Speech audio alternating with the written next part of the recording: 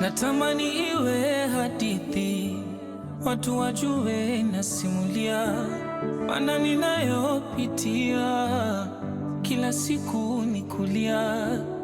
Huduma naona vita, mke naye anisumbua, ila imani yangu ipo kwa Mungu, naamini mambo yatabadilika. Abigaili, mke wangu we, naamini utabadilika. Abigaili, mke wangu we, na mimi nitafarijika. Mchungaji wa mtaa, usikate tamaa, yote yatakwisha. Huduma yako itakuwa, wala hautalia tena. Songa mbele. I wish nijue mimi ni nani, nimetoka wapi, chimbuko langu lipi, ila sina majibu. Nimebaki na Mungu wangu tu, na yote yanaonisibu namwambiaga Mungu wangu tu. Abigaili, mke wangu we, amini utabadilika. Abigaili, mke wangu we. Hujaelewa wapi kipenzi changu, ninayajua hayo Abigaili.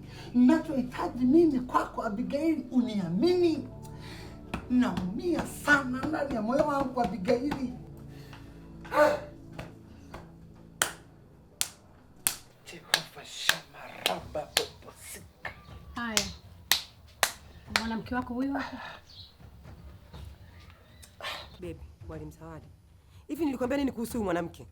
Robina Korongo, unapata wapi nafasi ya kuchukua position ya wazazi wangu?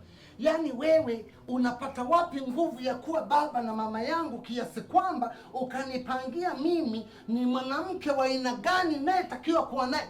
Robina, unapata wapi hizo mamlaka? Izani, lini mimi nimekupangia?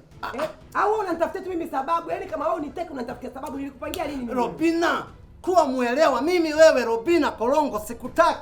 Huyu Abigaili ndio mwanamke ninayempenda mimi Robina, siwezi kuwa na wewe. Usinilazimishe mimi niingie kwenye moto, niingie dhambini, niingie kwenye mambo ya kishetani Robina. Mimi na wewe Robina tulishaachana Robina. Sasa tuongee pembeni. Tuongee pembeni kwa sababu gani? Mimi na wewe tumeshaachana Robina Korongo. Kama kuna jambo la kuongea na mimi, ongea na mimi mpenzi wangu Abigaili, asikie, uweke bayana. Kama kuna jambo la kunishauri, hawezi kunishauri. Kwa hiyo mimi niongee mbele ya takataka. Takataka mwenyewe kabla haijapoa. Yaani mimi naweza kaongea mbele takataka wewe? Tulia, mimi nakuita vyovyote. Unasikia? Nakuita takataka, pusi, nyau. Wewe hapo wewe. Ndio vyote unavyojisikia na kusikiliza. Una mamlaka ya kunitukana mimi wewe. Una mamlaka hayo. Wewe nakutukana na lolote ya mwofu ndio tusichape kati. Wewe kama nani? Wewe sogea. Wewe kama nani? Sogea. Sogea. Wewe kama nani? Wewe sogea tusichape. Hebu kwanza niache. Wewe kama nani? Nitakucharanga. Una mamlaka hayo. Una mamlaka hayo. Robina, sogea bana. Acha bana. Kubali kukataliwa kenge wewe. Abigaili, wewe ni mtumishi wa Mungu. Abigaili, wewe ni moja kati ya wanawake ambao wana present uwepo wa Kristo katika hii dunia. Bwana, hebu acha uongo wako kuogopea. Nyamaza. Sitaki matatizo kwenye nyumba yangu. Naomba Robina Korongo kuanzia sasa hivi uondoke, uniache. Mimi naondoka. Kwani nafikia Tanzania? Naondoka, ila nakwambia kitu kimoja. Wewe utakuja kuulia na magoti kwangu. Kaa ishi na maneno yangu. Nasema hivi. Afu wewe pusi. Uende kwa amani ya Bwana. Uende kwa amani ya Bwana. Wanawake kama hawa ni mashetani. Wewe ni mwanamke wa mfano ambao Abigaili, wanawake wa design yako walizaliwa Kalkuta tu. Ulimwengu huu hasa Dar es Salaam kupata mwanamke wa design yako itakuchukua miaka karne na karne. Wewe ni moja kati ya wanawake bora waliotajwa kwenye vitabu vya Mungu. Rangi yako hii wanasema ni natural. Nadhani kina Rutu ule ukoo wao kulikuwa kuna wanawake waliokuwa na rangi kama yako, wanawake wazuri, wanawake ambao hata kwenye mambo ya vipaji walikuwa wakiimba malaika wanatulia, wakiimba malaika wanatawala kwenye anga, wakiimba watu wanabarikiwa. Ndo wewe. Hujaelewa tu, yaani hujaelewa tu kama wewe ni hatari kabisa Abigail. Unaenda kushindana na Robina Korongo. Robina Korongo ni makapi, ni makapi ya uumbaji wa Mungu. Baba, katika jina la Yesu Kristo, naomba unisamehe, lakini ninashindwa kujizuia shetani anapokuja kwa spidi.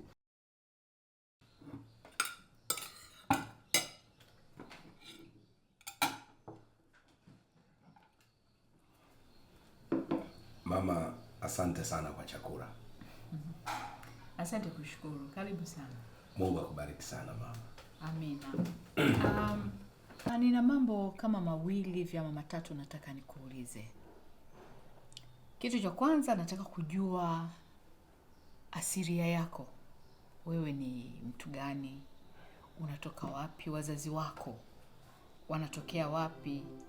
Watu tumeishia kuonana hivi tu, ni vizuri tukajuana vizuri. Kama nilivyokuambia mama, mimi majina yangu naitwa Joseph Ndonguru. Lakini kusema ukweli ni kwamba simjui baba yangu wala mama yangu. Mimi nimekulia mtaani tu.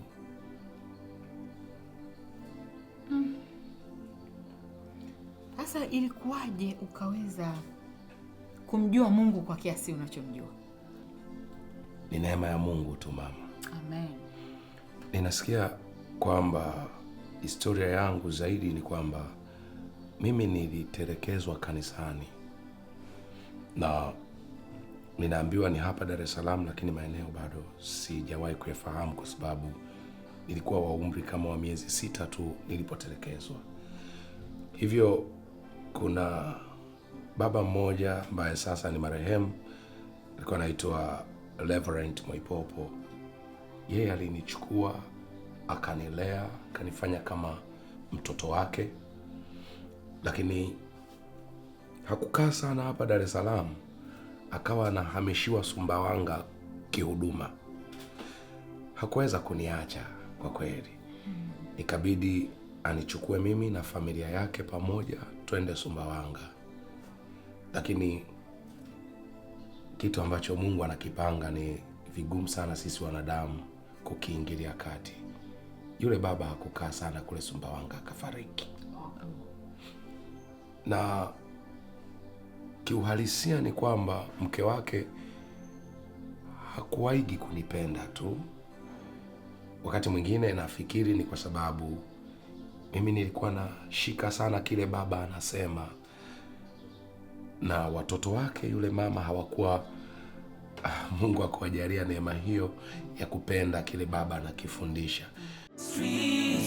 Mchungaji wa mtaa, usikate tamaa. Mchungaji wa mtaa, usikate tamaa. Kwa hiyo yule baba alinipenda zaidi. Kile kitu kilimfanya yule mama aone kwamba pengine ninachukua nafasi ya watoto wake. Kwa hiyo hakuwa ananipenda. Sasa baada ya kifo cha yule baba, siku moja asubuhi, yule mama alinipeleka stendi nikiwa na miaka 10 tu. Akanipandisha basi, akaniambia nirudi Dar es Salaam kuja kuwatafuta ndugu zangu ambao hata sikuwa nawafahamu. Ikawa hivyo, na hivi unavyoniona mimi ni matokeo ya yule baba. Nimejifunza kumcha Mungu tangu utoto wangu kutoka kwa yule baba. Mungu amlaze mahali pema. Amen. Apumzike kwa amani. Kwa hiyo kwa sasa hapa unaishi wapi na unaishi na nani? Usema ukweli, ninaishi ukweni. Mama mkwe wangu ni mama mwenye upendo sana na amenikirimu vya kutosha. Jambo zuri ni kwamba mke wangu mnaabudu naye na ninaamini mnafahamiana vizuri. Ni nani huyo? Bishop. Yule kijana ananishangaza kweli kweli. Anaonekana ameshiba neno la Mungu ndani yake. Na ukimwangalia hekima yake, kiukweli imetoka juu. Maana hata tumkere vipi, bado alionyesha na misimamo yake ya kimungu. Nafikiri kuna jambo tunatakiwa tufanye, Bishop.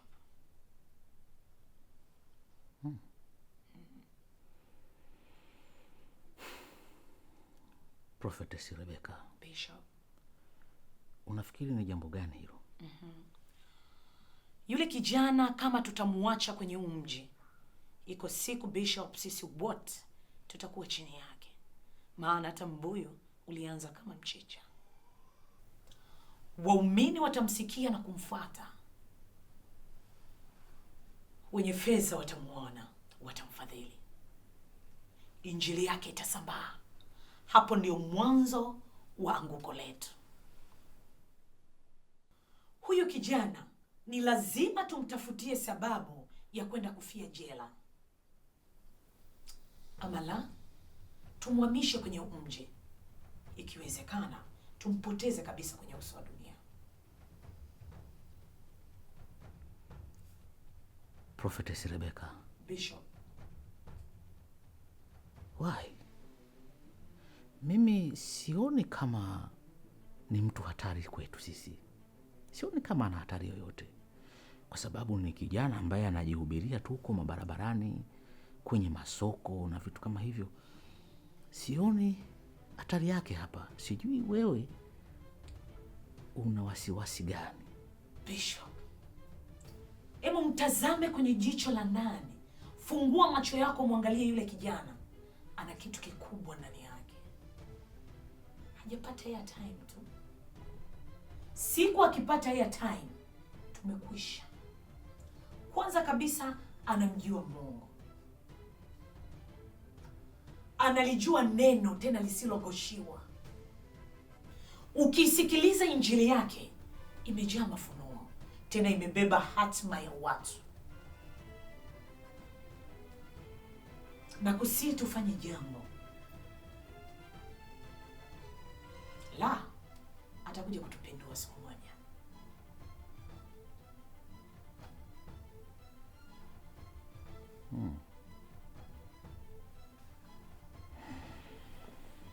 Na kuelewa prophetess. Na wala sikupingi. Lakini mimi nina mawazo tofauti kidogo na yako. Yepi Bishop? Badala ya kumpoteza, ni bora tukamchukua, tukamuita, tukakaa naye na kuzungumza naye. Then tumshawishi, tumbadilishie maisha. Ikibidi tumtengenezee kanisa, yani mahala pa kuabudia, ili sisi tuweze kumcontrol. Awe kijana wetu. Unaonaje mawazo yangu, Prophetess Rebecca? you are right Bishop. Sasa hili jambo hatupasi kuchelewa. Tulianzie sasa hivi. Security! Security!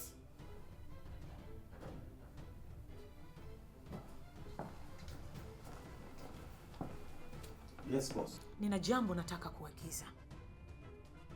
Nataka mtoke hapa, mpite mtaa kwa mtaa, soko kwa soko, chonjo baada ya chonjo, mumkamate yule kijana ambaye nilimpatia pesa leo. Mumlete hapa. Narudia tena, mumshike yule kijana, mumlete hapa, na anaitwa Joseph Ndunguru.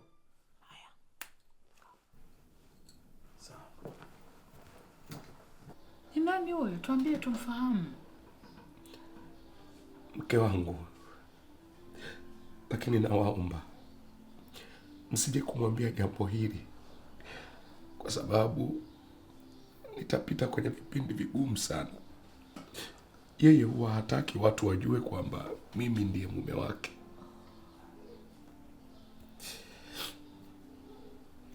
Kwa nini? Kwa nini hataki watu wajue kama wewe ni mume wake? Sijui mama. Wakati mwingine najiuliza labda mimi ni mshamba ama sio wa hadhi yake. Lakini Kwa ajili yake nimekuwa nikipita kwenye msiba mkubwa sana. Wakati mwingine huwa anakuja na wanaume nyumbani kwangu, kwenye chumba changu, mahali ambapo ndipo ninapatumia kumtafuta Mungu. Anawaleta, analala nao, anaamka nao. Mfano jana tu, mke wangu amelala na bosi wangu. Unajua mama, mimi ni mlinzi, kwa hiyo yeye hakujua mimi ninalinda sehemu gani.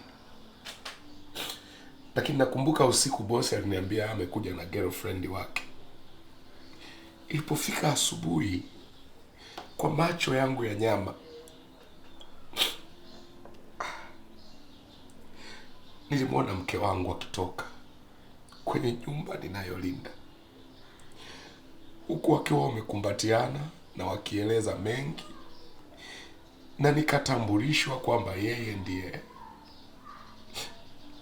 ndiye mpenzi wa bosi wangu.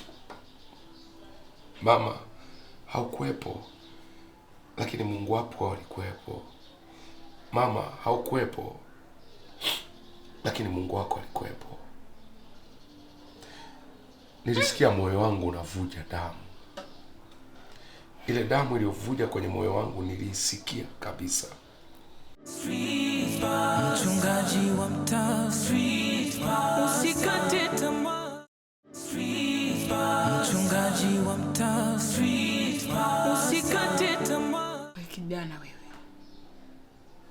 mbona unapitia mambo magumu namna hii, mazito ya kuhuzunisha?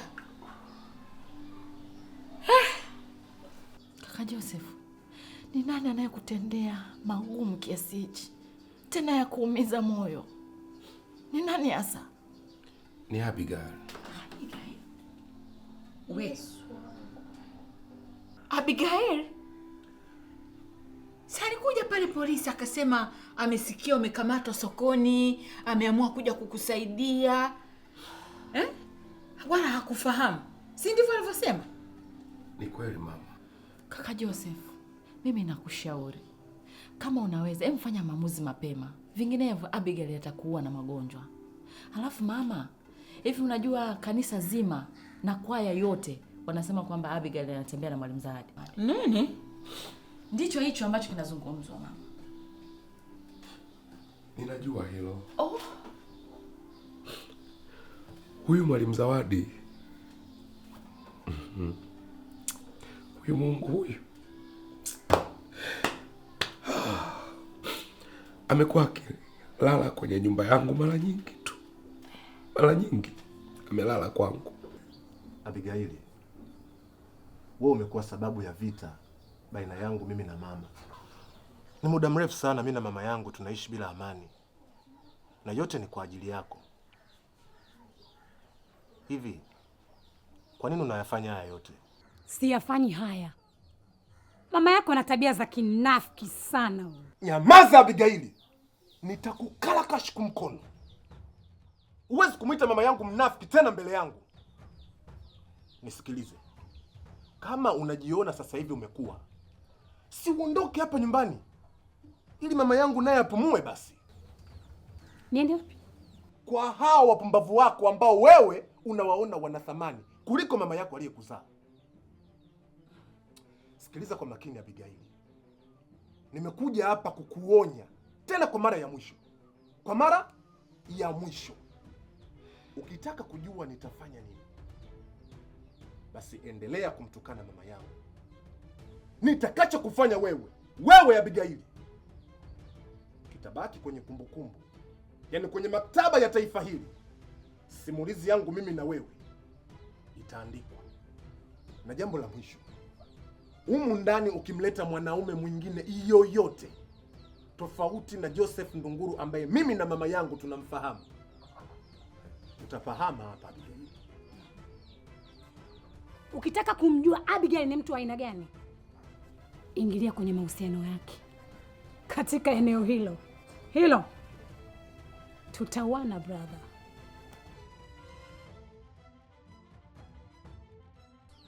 Hivi Abigail, wewe unafunza kichwani wewe? Sio wewe uliyetuambia wewe ndio unampenda Joseph Ndunguru? Na mara ya mwisho kuna binti mmoja mnaabudu naye, anaitwa Robina Korongo. Alikuja nyumbani kwangu usiku, akamfumania Abigail akiwa na Mwalimu Zawadi. Tena Mwalimu Zawadi akiwa hana nguo. Anatoka kwenye chumba changu akiwa amevaa kanga ya mke wangu, anakwenda kuoga bila uoga, haogopi. Anaona ni kawaida, anaona huyu ni mke wa mtu mjinga, mtu mpumbavu, mtu asiyejielewa. Imetosha Joseph, imetosha.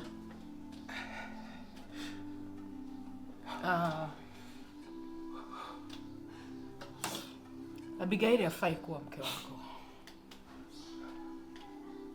Hapa alipokufikisha hafai kuwa mke wako, isipokuwa mimi kama mzee wa kanisa siwezi kushauri kuvunja ndoa. Hilo swala siwezi kushauri. Isipokuwa nataka ukaa ujifikirie. Kwa huduma ulionayo, hautakiwi kuwa na mke kama yule. Vinginevyo huduma yako haitaweza kufanya chochote na hautafika mahali popote. Sasa kaa ujifikirie vizuri na utafute maamuzi yanayofaa. Ila ninachoweza kukusaidia mimi, nataka nimjue mchungaji aliyewafungisha ndoa na ni kanisa gani, niweze kuongea naye. Mama, mimi na Abigail hatukufunga ndoa. Unajua, mimi nilianza kujitafutia maisha nikiwa mdogo, na mama yake Abigail alinichukua akanisaidia kwa kunipa eneo la kulala, chumba. Lakini hakunipa hivi. Lengo lake ilikuwa ni ili niwe naweza kumsaidia kwenda kuuza bagia mjini. Kwa hiyo hivyo ndivyo Abigail alivyonifahamu. Nikiwa umri wangu mdogo, lakini ninamcha Mungu, sikuwa namjua mwanamke. Abigail akanishawishi sana, akanirubuni sana kwamba hata tukiishi pamoja tutaweza kumtumikia Mungu pamoja. Na kutokana na mazingira yangu ya kimaisha, nikajikuta nimekuwa naye Abigail, na mama yake akasema tunaweza kuwa pamoja. Kwa hiyo ninamuita Abigail mke ni kwa sababu ya muda tu nilioishi naye. Abigail kwa kisheria sio mke wako, kidini kabisa. Tukija kwenye swala la Biblia, Abigail sio mke wako.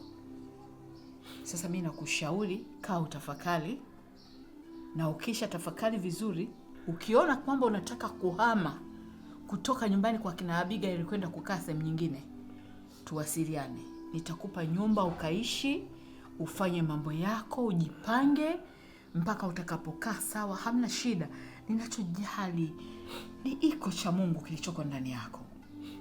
Unacho cha Mungu. Mungu akubariki sana mama. Amina.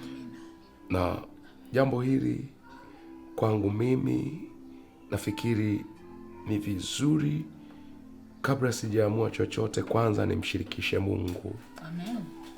Pengine ilikuwa ni lazima nikutane na Abigail ili niendee hatima yangu iliyo njema. Ama labda pengine nao ni mpango wa shetani, hatuwezi kujua. Lakini vinginevyo Mungu wa mbinguni awabarikini sana. Amina. Amen. Karibu tena. Amen. Karibu kaka Jesse. Amina.